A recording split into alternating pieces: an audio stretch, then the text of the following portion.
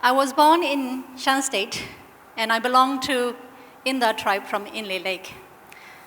And I run some family business, some hotels, and a heritage foundation, and I'm here to talk to you about revolution. When I was little, my father opened and ran a small guest house, and we all have a stake in it. My mom has to cook for the guests, while I, at the age of 4, had to dance for the guests because nothing happened after 7 in my native town. So I danced my way into hospitality business without knowing it would become my life. Honestly though, it was fun for me to grow up in that house with full of strange tourists and visitors from around the world. I thought they were like Facebook or TV nowadays for the kids. They were my window to the outside world. And I think that is why I was very curious. I like to ask a lot of questions and like to have answers. And I feel also frustrated by things that I'm seeing around me and desperate to fix things that I thought were problems. And maybe that's why I got involved a lot and heavily involved with 1988 student uprising, and as a result, into a lot of trouble. Do you want to see what is a young, dangerous troublemaker look like? Doesn't she look dangerous? I know it's a little embarrassing, but that's me. Troublemaker. I was 16 years old. Perfect teenager. Love to complain a lot. Like to say no, although I'm not supposed to. So I particularly like about pointing finger at those who make decisions, saying that how bad choice they had made for our country and how terrible their mistakes were. And mistakes have been many. You may know already that many of the young troublemakers in those days, this is the gang of my troublemakers. In 1988, those who ask so many questions and who like to complain pays other people's mistakes with their lives. But mistakes were not only in 1988. They were across the whole community and areas, including where I come from, Inle Lake. My home is beautiful home, a beautiful place, but a very fragile place, once full of rare fish species and a home to unique culture and natural heritage. All of this is under threat. To put it bluntly, my lake is dying. But what does has to do with why I'm talking to you now? Because you see, we have come from a long way. Our country has come from a long way from the past few decades. Much has changed, much has gained, but much has been lost. In all this time, whoever is running our country, no matter how good they think their attention were, repeatedly failed. And while international organizations, no matter how good their will, rarely had a lasting impact. So what does a troublemaker like me do when no government is helping or no one else is to intervene? Well, it has taken me 20 years trying hard, but also with a lot of failure. But I hope that we are getting where we want to go with my team and I. So when we have this kind of challenges and we have to rely on only yourself, you also realize that actually we should not only rely on governments or NGOs because they are not there to help you, but you can also rely on yourself. Rely also on business, especially entrepreneurs and young entrepreneurs. Put it simply, I believe that the private sector, with all its strengths and weaknesses, is often the best hope to provide positive, equitable, and ethical hopes for those who need it most.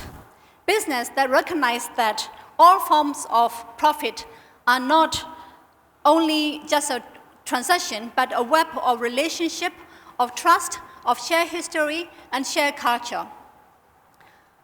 That is like what my grandmother would say, that we all eat from the same rice pot, and if we break it, if someone's break it, we always starve. Why do I believe that? Because this is how we built our hotels and how our businesses have survived through financial crisis, political instabilities, and natural disasters. And actually, these natural difficulties also allowed us to be more creative and able to survive. So how does a troublemaker in the 90s start to understand all this and start to make this happen? The first thing I have to say is that I was lucky. Lucky during one of the darkest time in my country to be able to get out of the country, and when members of my families and friends went to prison or was. Lucky to be continued studying when all schools were closed for many years. Lucky to eventually return. So what does a solution look like for Inle Lake or its people? What does a sustainable business for tourist hotel in Shan State look like? Sometimes it can look like cats. To be clearer, our journey and solution started with a friend daring us to save the Burmese cat, famous around the world but virtually disappeared from its native land. I've never seen a Burmese cat in my life in my own country.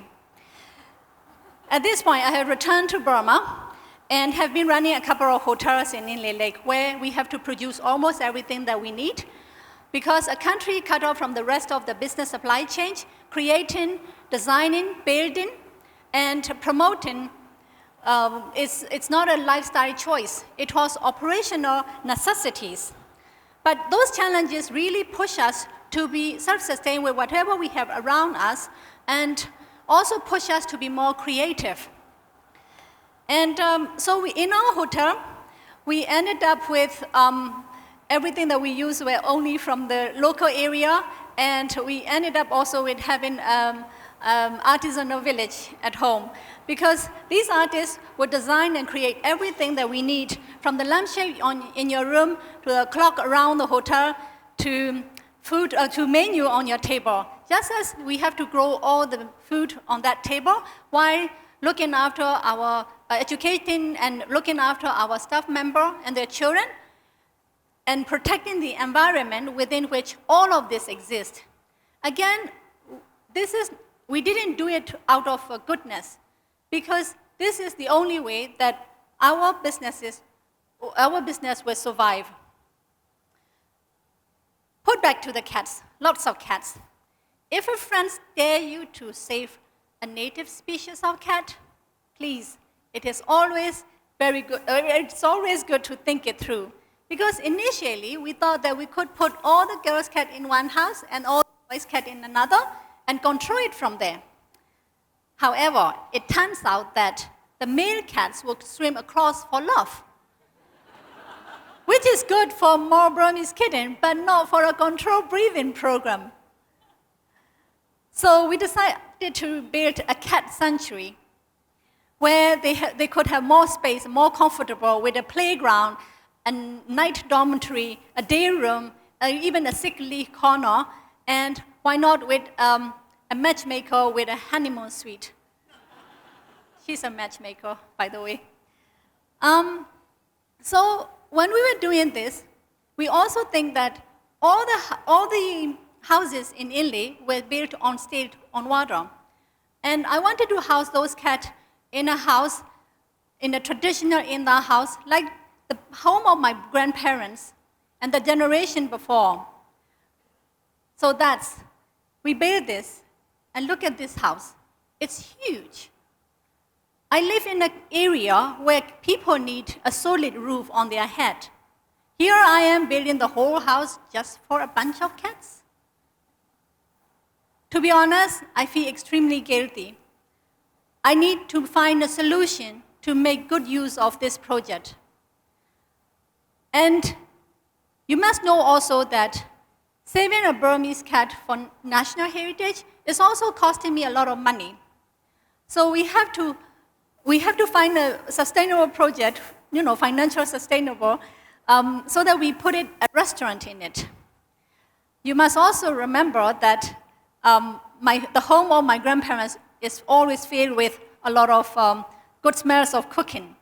So we created a menu which that what our grandmothers would use to cook for us.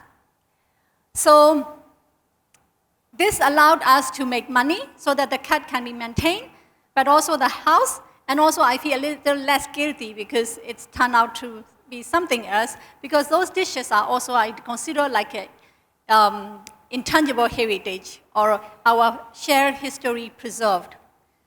But then, fortunately, we don't have shopping mall or 24/7 supermarket in Inle yet. So we have to grow almost every vegetables that we need at the back of the house, like the way that our grandmothers used to do. Now, tourists being tourists, we got asked if our food was organic, which is when we found out that although we use good agriculture practices, no one would certify us organic because the water on the lake is not qualified enough.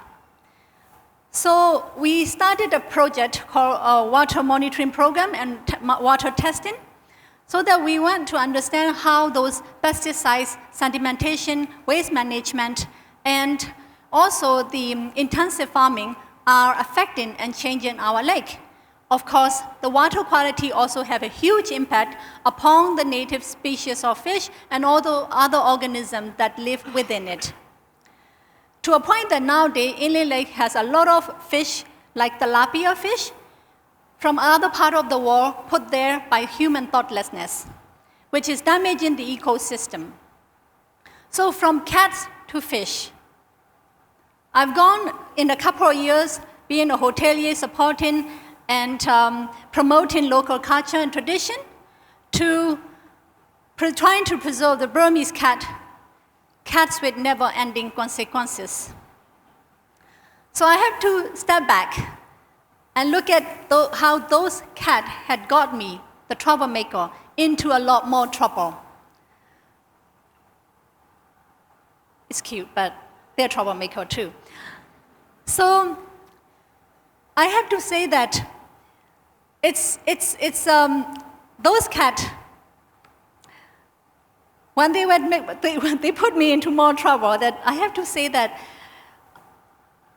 this work of willing to preserve culture, nature, and people, is it really a one-woman job?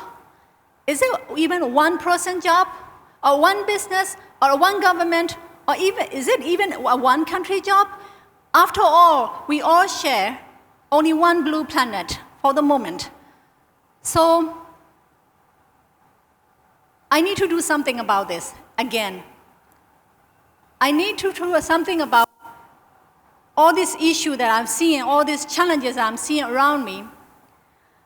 So if you want to help someone learn, someone know the way, same way that you do, you want to share your knowledge and your feelings and your challenges, I only know the only way is that through education.